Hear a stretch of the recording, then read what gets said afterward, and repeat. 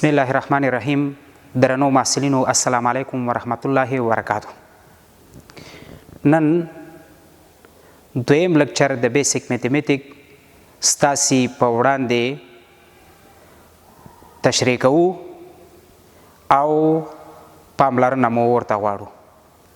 زمونږ او تاسي نننۍ موضوع چې ده پرسنټیج ده یا فیصد، په دې باندې موږ او تاسي بحث کوو چې فیصد څه ته ویل کیږي او څه ډول موږ کولی شو چې فیصد عملي کړو.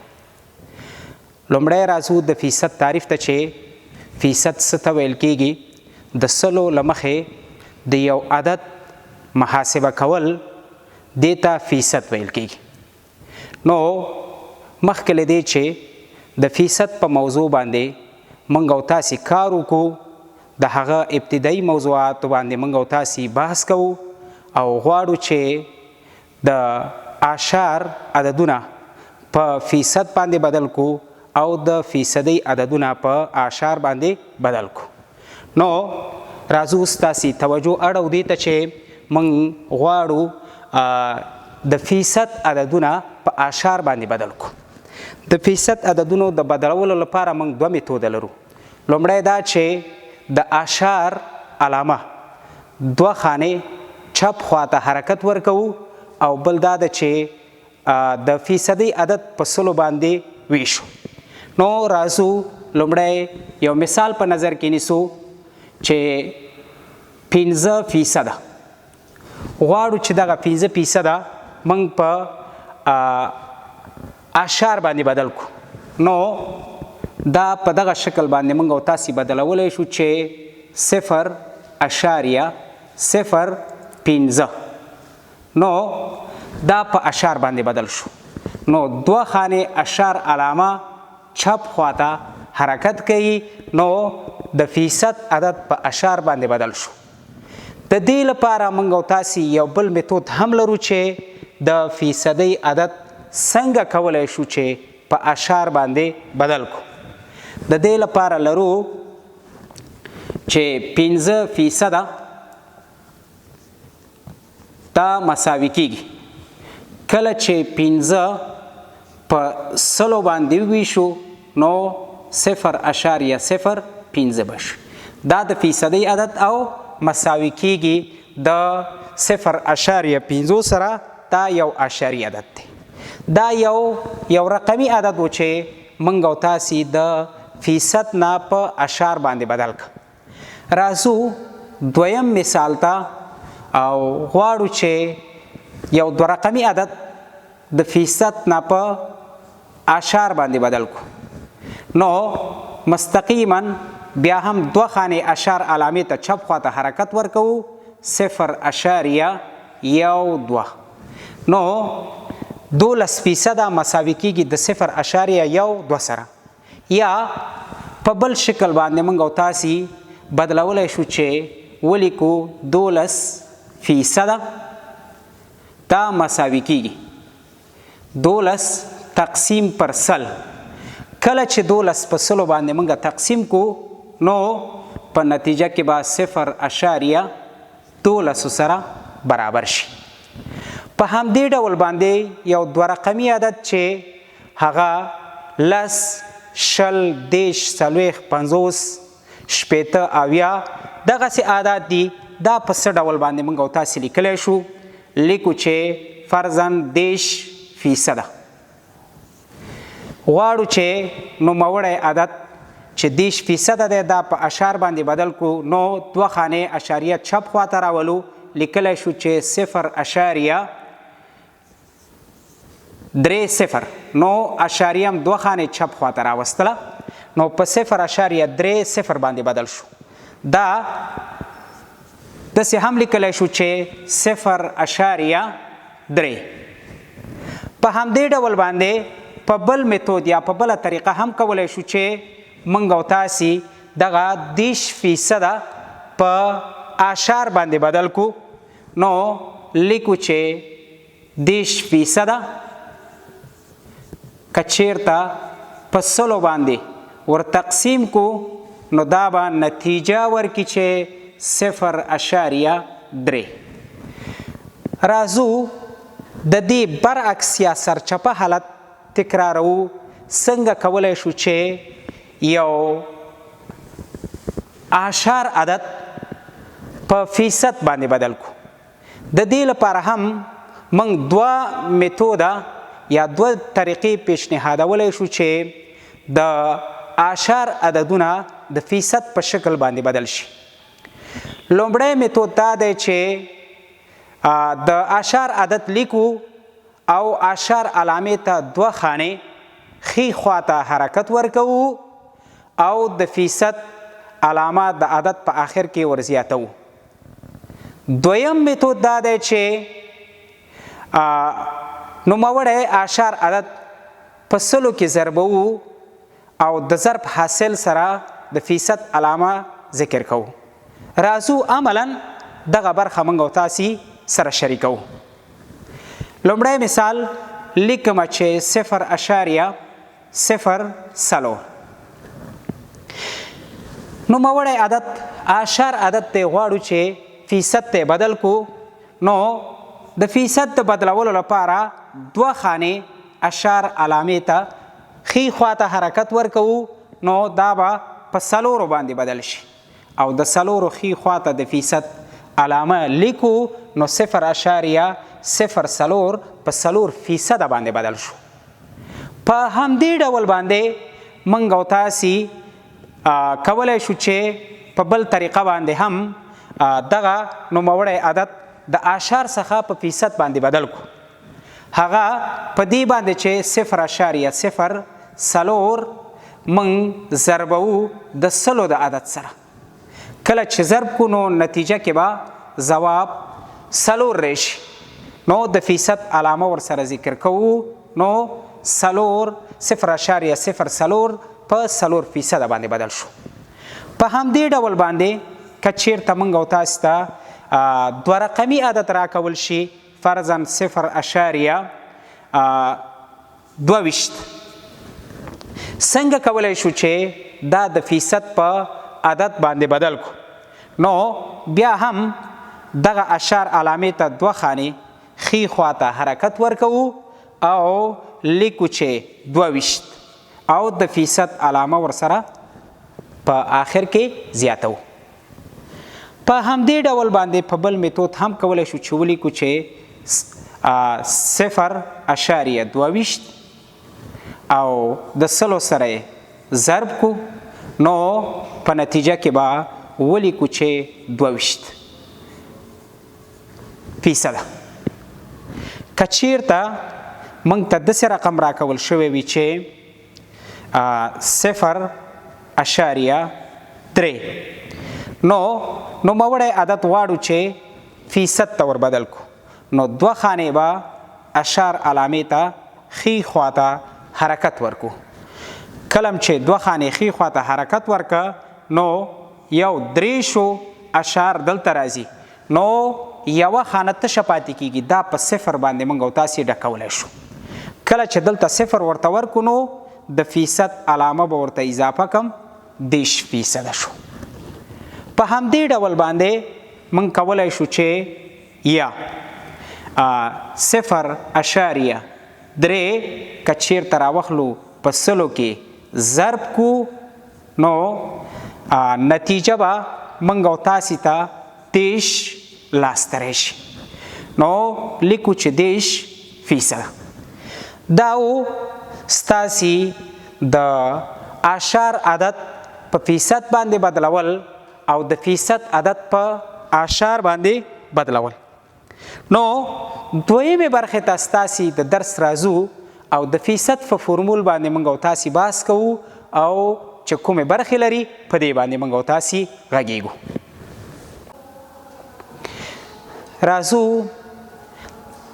د فیصد فورمول ته او د فیصد په فورمول باندې موږ او تاسې بحث کوو چې پی مساوي کیږي بی ضرب آر. پی چې دی د پرسنټیج نه اخیستل شوی. پی پرسنټیج یا فیصد ته ویل کیږي. بی بیس یا اصلي عدد ته موږ وایو او آر ریټ یا پرسنټ چې په پښتو کې موږ او تاسې ورته نرخ وایو. فیصد په دې ډول هم تعریف کولی شو چې فیصد د بیس او ریټ د حاصل ضرب څخه عبارت دی. راځو ګورو چې یو مثال په دغه برخه کې کله چې موږ او تاسې ته پرسنټیج نامعلوم وي بیس او ریټ معلوم وي څنګه کولی شو چې په دغه برخه کې یو مثال حل کو. نو وایو چې د 3% به د کوم عدد سره مساوي وي یا د 3% کوم عدد دی. راځو په دغه برخه کې موږ او تاسې لیکو چې بی مساوي کیږي د 10 سره او آر مساوي کیږي د 3% سره، پی یا پرسنټیج به مساوي وي له چا سره. نو لومړی دغه برخه د فیصد نه په اشار باندې بدلو چې 0.03 سره برابرېږي. نو راځو لیکو چې پی مساوي کیږي 0.03 ضرب 10. کله چې دا موږ ضرب کو نو په نتیجه کې به 0.6 ځواب راشي. دا په بل میتود هم کولی شو چې موږ او تاسې یې حل کو. وایو که په 100 کې 3 شي نو په 100 کې به دغه عدد څو وي. د تناسب په طریقه باندې موږ او تاسې د دې حل هم لاسته راوړلی شو. لیکو چې ایکس مساوي کیږي 0 ضرب 3 تقسیم پر 100 مساوي کیږي د چا سره. 3 چې د 10 سره ضرب کې نو 80 پر 100 دا مساوي کیږي. کله چې دا په دې باندې وویشي نو 0.6 سره به برابر شي. په همدې ډول راځو کله چې موږ ته بی نامعلوم وي یا بیس نامعلوم وي څنګه کار کولی شو. وایو چې 30% د کوم عدد د 450 سره برابر دی. مطلب دا چې پی مساوي 450 او آر 30% او بی با مساوي وي له چا سره. په دغه حالت کې چې دی بیس نامعلوم دی او پی او آر دواړه سره معلوم دي. نو د دې لپاره موږ یو فرمول لیکلی شو چې بی مساوي کیږي پی پر آر. په دې فرمول باندې موږ او تاسې دا حل کولی شو. کله چې د پی په ځای خپل قیمت وضع کو چې هغه 450 دی او د آر په ځای چې 30% دی خپل قیمت وضع کو نو لیکلی شو چې 0.3 450 موږ په 0.3 باندې چې کله وویشو نو ځواب به راشي 1500. دغه په بل میتود هم کولی شو چې حل کو. وایو چې په 100 کې کا 10 شي نو 450 به په کوم عدد کې موجود وي یا په 100 کې کا 10 شي نو 450 به د کوم عدد فیصدي وي. لیکو چې ایکس مساوي کیږي 100 ضرب 450 تقسیم پر 10 لیکو چې 4 5 0 0 0 تقسیم پر 10 نو موړی عدد کراوخلو په 10 باندې ور تقسیم کو نو نتیجه به 1500 لاسته راشي. راځو درېمې مرحلې ته کله چې پرسنټیج او بیس معلوم وي خو ول ریټ یا پرسنټ نامعلوم وي څنګه کولی شو چې د دې لپاره موږ او تاسې یو مثال حل کو او لومړی فرمول لیکو چې د آر د پیدا کولو لپاره چې آر کله پیدا کو نو پرسنټیج به په بیس باندې ور تقسیمو یا فیصد به په اصلي عدد باندې تقسیمو وایو چې د نوي عدد فیصدي چې 22.5 وي نو پرسنټ به څومره وي یا هغه د ریټ عدد به څو وي مطلب دا چې پی مساوي 22.5 شي او بی 90 شي نو آر به مساوي له چا سره شي. په دغه برخه کې دغه مقدارونه را اخلو او په فرمول کې موږ او تاسې تطبیقو نو لیکو چې 22.5 تقسیمو په 90 باندې کله چې 22.5 په 90 باندې تقسیم کو نو 0.25 به لاسته راشي خو دا یو اشار عدد دی کله چې غواړو په فیصد باندې بدل کو نو موړی عدد به په سلو کې ضرب کو نو په نتیجه کې به 25 لاسته راشي او دا د فیصدي عدد دی. په همدې ډول باندې وایو چې که چیرته د 90 د عدد فیصدي 22.5 وي او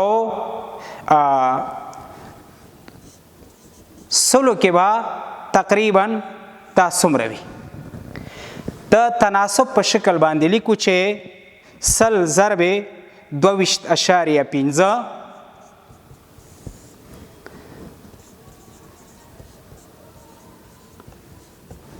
تقسیم پر 90 کله چې نوموړی عدد سره ضرب کو په دې باندې ور تقسیم کو بیا هم 0.25 به زمونږ او تاسې جواب راوځي نو لیکو چې 25%. نننی لیکچر ستاسې همدومره و انشاءالله بعدي لیکچر به بیا بلې ورځې ته په نورو موضوعاتو باندې درکو او خدای مو مل خوشحاله اوسئ او کامیاب اوسئ. التقوا د یو ډاډمن راتلونکي پر لور